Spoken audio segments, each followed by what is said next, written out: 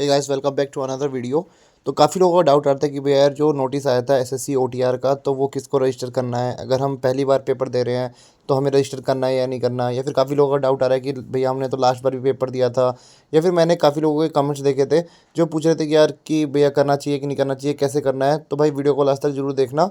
तो रिसेंट में एसएससी ने एक दो नोटिस निकाले थे, तो उसमें मैं बता देता हूँ कि क्या क्या था। तो आप एक बार स्क्रीन पर देख सकते हैं कि इसमें लिखा हुआ है कि, तो आप देख सकते हैं जैसे कि इसमें लिखा हुआ है इंपॉर्टेंट नोटिस, सब्जेक्ट है implementation of Aadhaar based biometric authentication in SSC examination.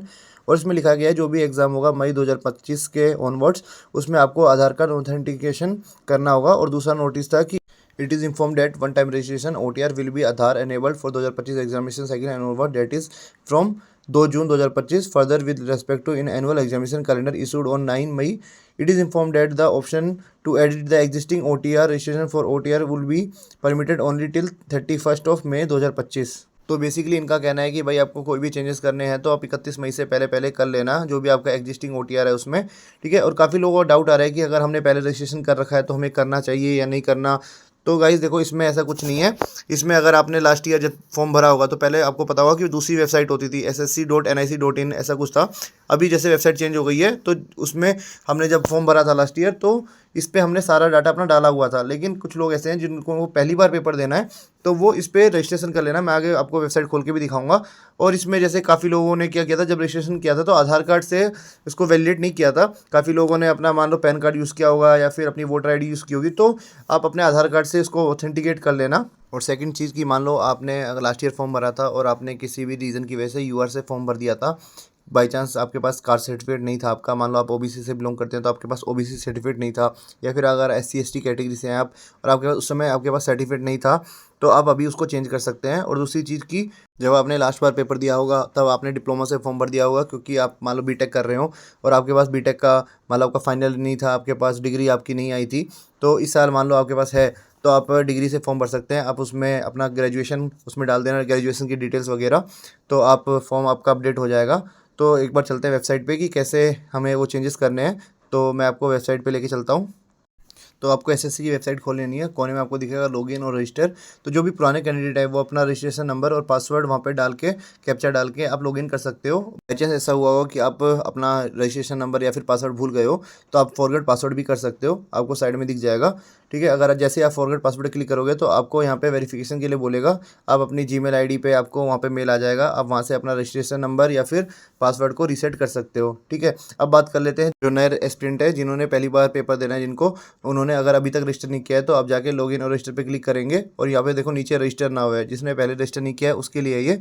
जैसे आप रजिस्टर पे क्लिक करोगे तो आपको देखो यहाँ पे नीचे कंटिन्यू दिखेगा। ठीक है। तो आपको क्या करना है कि वन टाइम रजिस्ट्रेशन की जो ये आपको खुली है वेबसाइट खुल गई है, उस पर आपको नीचे देखो कंटिन्यू पे क्लिक करना है। अगर जैसे ही आप कंटिन्यू पे क्लिक करेंगे तो आपका मेन पेज खुल जाएगा। तो बेसिकली इसमें आपको 4 स्टेप फॉलो करने पड़ेंगे। पहला है पर्सनल डिटेल्स, आपकी सारी पर्सनल डिटेल्स पूछ लेगा, आपकी क्वालिफिकेशन वगैरह, आपने जो भी किया, आपका कास्ट सर्टिफिकेट सब आपको इसमें डालना पड़ेगा। ठीक है। उसके बाद बात कर लेते हैं पासवर्ड क्रिएशन की। तो आपको भाई एक पासवर्ड क्रिएट करना पड़ेगा जो कि आपको याद रखना पड़ेगा। ठीक है। उसके बाद आपको एडिशनल डिटेल्स भी डालनी पड़ेंगी, जो जो उसमें पूछता जाए आपको उसको फिल करता जाना है। ठीक है। उसके बाद आपसे डिक्लेरेशन को बोलेगा तो आपको डिक्लेरेशन के लिए फिर उसके बाद आपको क्या करना है, कंटिन्यू करना है। ठीक है। सबसे पहले बात कर लेते हैं पर्सनल डिटेल्स। ठीक है। जो जो डिटेल्स आपसे पूछ रहा है, आपका नाम, आपका एड्रेस, आपका आधार नंबर, जो भी आपसे पूछा जाएगा आपको वो फिल करते जाना है। तो देखो सबसे पहले ही आप देख रहे होगे कि उसमें सबसे पहले ही आधार कार्ड के बारे में पूछ लिया है। इसमें यस और नो दिख रहा है आपको, तो आपको क्या करना है कि इसमें यस कर देना है, क्योंकि वैसे भी आधार कार्ड ऑथेंटिकेशन के लिए फॉर्म आया है और आपको मतलब मैंडेटरी हो गया है आधार कार्ड, इसलिए आपको आधार कार्ड तो यस ही करना है और आपकी जो आधार कार्ड की डिटेल्स है वो इसमें डाल देनी है। ठीक है। उसके बाद नीचे जो जो आपसे डिटेल पूछता है वो आपको डिटेल एज इट इज़ भर देनी है। ठीक है। उसके बाद जो सेकंड स्टेप आएगा वो है पासवर्ड क्रिएशन का। तो आपको ऐसा पासवर्ड सेट करना है जो कि आपको हमेशा याद रहे और उसको किसी डायरी में लिख लेना, क्योंकि बार बार आपको फॉरगेट पासवर्ड करना पड़ेगा। ठीक है। उसके बाद जो थर्ड है एडिशनल डिटेल्स, उसमें आपको क्या करना है कि जो कि आपकी मतलब जो भी आपका एड्रेस है या फिर जो भी आपकी डिटेल्स है उसको आप अच्छे से भरना, क्योंकि फिर कई लोग का ऐसा होता है कि मान लो वो कुछ गलत फॉर्म भर देते हैं, फिर बोलते हैं भैया करेक्शन विंडो कल कब खुलेगी। और कई बार ऐसा होता है कि भाई वो कहीं आउट ऑफ स्टेशन रहते हैं, फिर कुछ भी रीज़न की वजह से वो करेक्शन विंडो को स्किप कर देते हैं और जिसके कारण उनको काफ़ी दिक्कत का सामना करना पड़ता है। ठीक है। जो फोर्थ स्टेप आएगा वो है डिक्लेरेशन का। तो लास्ट में जो भी आपने डिटेल्स भरी है एक बार लास्ट में एक बार जाके उसको अच्छे से चेक कर लेना डिक्लेरेशन से पहले, क्योंकि एक बार अगर आपका फॉर्म सबमिट हो गया तो आप चेंजेस नहीं कर पाओगे अनलेस कि करेक्शन विंडो नहीं खुली हो।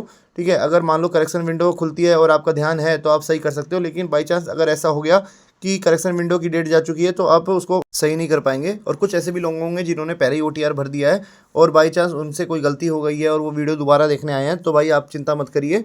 भाई लास्ट में पेपर से पहले जब आपके फॉर्म फिल हो जाएंगे तब आपको करेक्शन विंडो खुलेगी, तो आप अभी जो भी आपने मिस्टेक की है उसको आप सही कर लेना। तो उसकी आप बिल्कुल टेंशन मत लेना, बस आप देखते रहना वेबसाइट पे कि कब करेक्शन विंडो खुल रही है, क्योंकि उसका नोटिस पहले आपको मिल जाएगा। तो होप इस वीडियो में आपके सारे डाउट्स क्लियर हो गए होंगे। कोई ऐसा मतलब कि रॉकेट साइंस नहीं है, आप इजीली फॉर्म को फिल कर सकते हैं, ठीक है। और भाई मैं तो ये बोलूँगा कि बिल्कुल सावधानी से भरना, क्योंकि बाई चांस आपने कितनी भी अच्छी तैयारी की होगी और एक गलती की वजह से आपका फॉर्म रिजेक्ट हो सकता है। इसीलिए आप फॉर्म को अच्छे से फिल करना, थोड़ा टाइम देना। तो इस वीडियो के लिए इतना ही, मिलते हैं आपसे अगली वीडियो में। Hope you like this video अच्छा लगा तो चैनल को सब्सक्राइब और वीडियो को लाइक जरूर करना।